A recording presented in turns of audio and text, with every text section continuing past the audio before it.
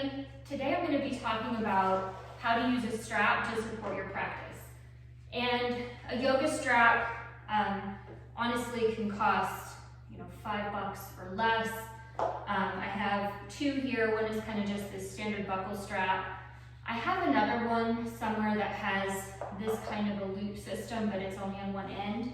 And then this one I got myself for Christmas, and it's the Aloha strap that has two ends, which also serves as a mat carrier. So it's super handy. It is a little bit more pricey, but it's also a lot nicer. But they don't have to be expensive.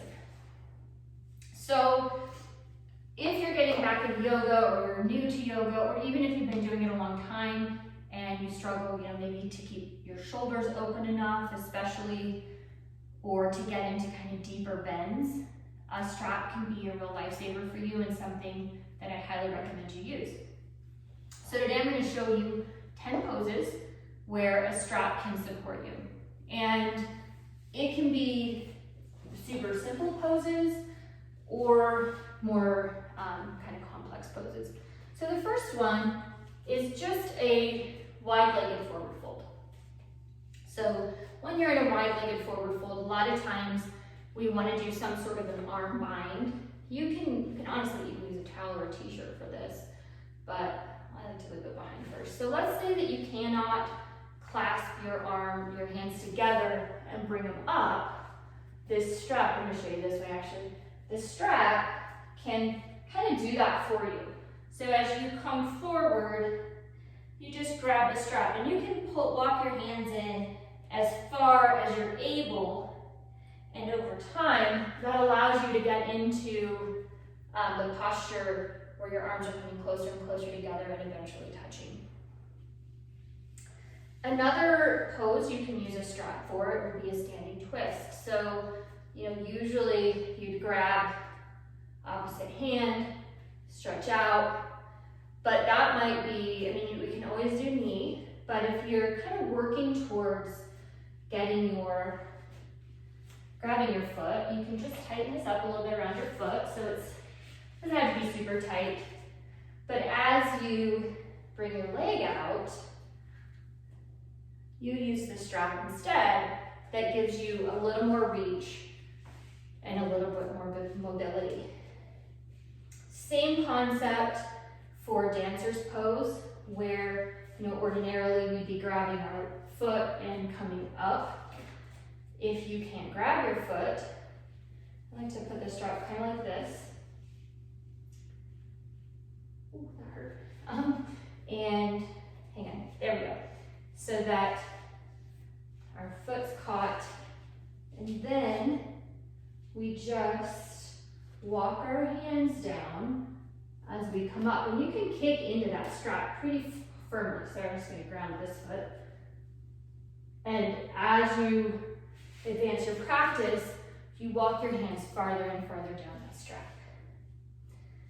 Another way to use a strap is in something like dolphin's pose, where you want to keep your arms square. So I'm just going to tighten this until my arms are shoulder width apart and held there. So it can be kind of a form reminder, if you will. So now, see, my shoulders and my elbows are shoulder width apart. So when I come into something like dolphin's pose, and I'm on my elbows aren't splaying out, which you can be tempted to do. So now I'm in dolphin's pose, I can work my hands forward. This helps remind you of the correct form, and that same posture or hand placement is used for things like crow pose, headstand, where you don't want your elbows all splayed out. So for crow, next pose, this is it's the same position as for dolphin pose, but now my hands are planted where they're supposed to be. My elbows are in. It's a reminder to keep my elbows in, as then I can just focus on my core and my knees. I can't really do crow right now because I can't ground into my left thumb. I gashed it. So count that as crow. Okay, so then we talked a little bit about binds.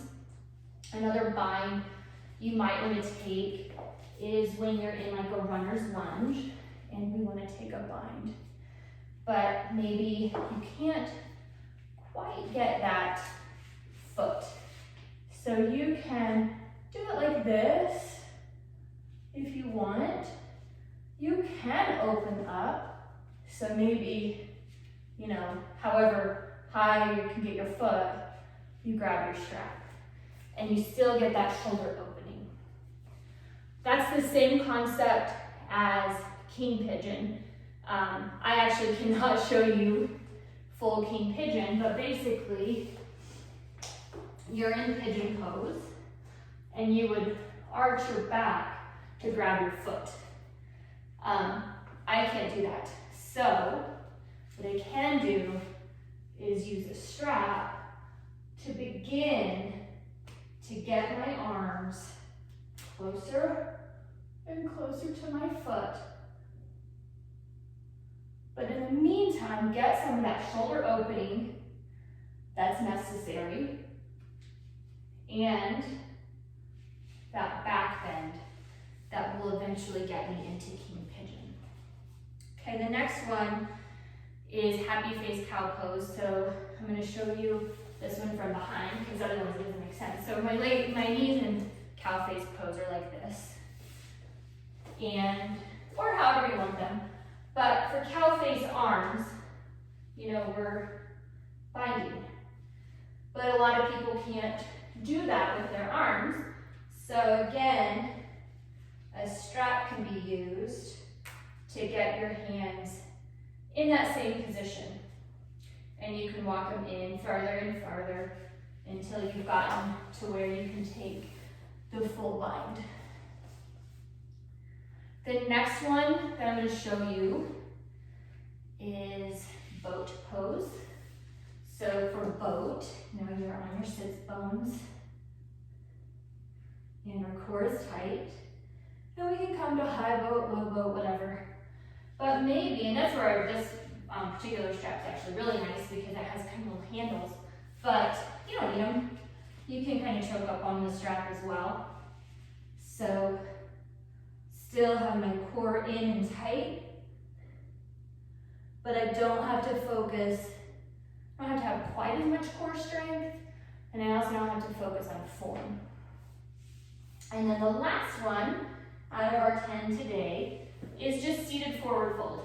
So if we can't grab our feet, you can wrap the strap around your feet. And this allows you to keep a flat back to really get into those hamstrings. And you can just grab the strap on both sides in whichever way works best for you. So those are 10 poses where a strap can be used to support your practice and help you get into proper form so that eventually you can work towards, you know, getting, I always think of like maybe bringing my foot closer to my hand is the typical way that I use a strap. So until you can do that, the strap is a great support tool. I hope that helps. Hope you have a great day and that you enjoy your practice. Namaste.